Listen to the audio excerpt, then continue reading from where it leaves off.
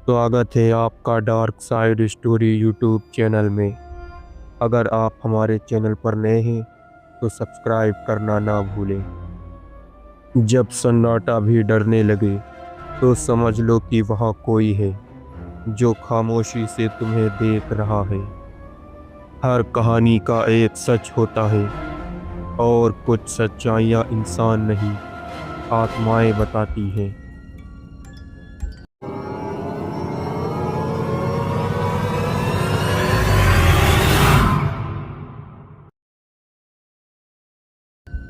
रात का वक्त था।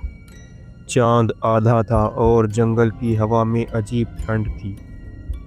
जंगल के बीचों बीच खड़ी एक पुरानी हवेली, जिसके बारे में कहा जाता था वो हवेली अब सिर्फ दीवारों से नहीं, आत्माओं से बनी है। अर्जुन एक फिल्म मेकर था जो अलौकिक घटनाओं पर डॉक्यूमेंट्री बनाता था।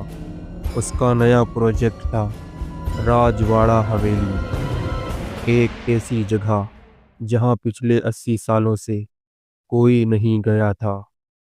गांव वालों का कहना था वो हवेली अब रानी रूपावली की है, जो अपने ही शीशे में बंद है और अब भी वहां रहती है। लेकिन अर्जुन को ऐसी कहानियों पर यकीन नहीं था।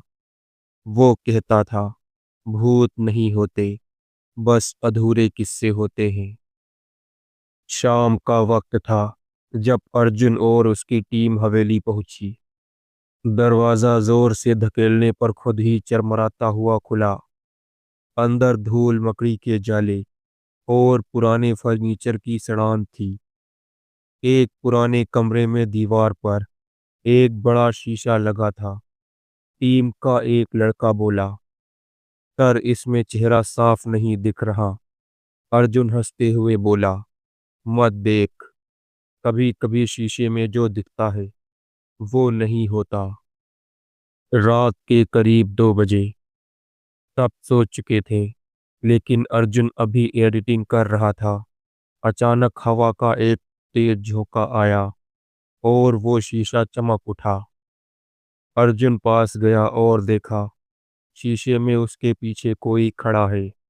एक औरत लाल साड़ी में ठंडी आंखों से देख रही थी। वो पीछे मुड़ा, लेकिन पीछे कोई नहीं था।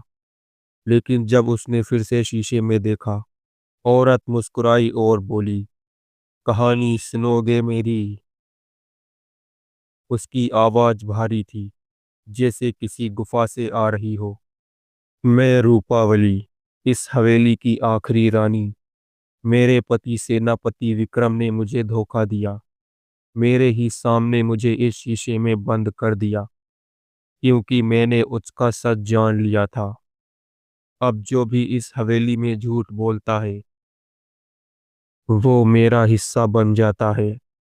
अर्जुन की सांसें तेज होने लगी। उसके कैमरे की लाइट अपने आप बंद हो गई।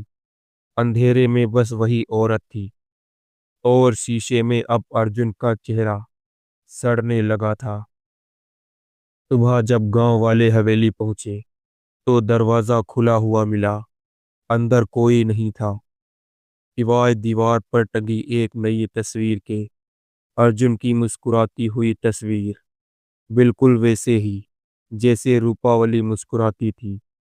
और शीशे में 2 परछाइयां थी, एक रानी की और दूसरी अर्जुन की। धीरे धीरे हवेली की दीवारें फिर शांत हो गई। लोग कहते हैं अगर कोई रात में वहां जाए तो हवेली के अंदर कैमरे की क्लिक जैसी आवाजें अब भी सुनाई देती हैं। शायद अर्जुन अब भी अपनी कहानी शूट कर रहा है। कुछ सच ऐसे होते हैं जिन्हें जानना ही पाप है। हर कहानी बताने लायक नहीं होती, क्योंकि कुछ कहानियां सुनाने वाले जिंदा नहीं बचते।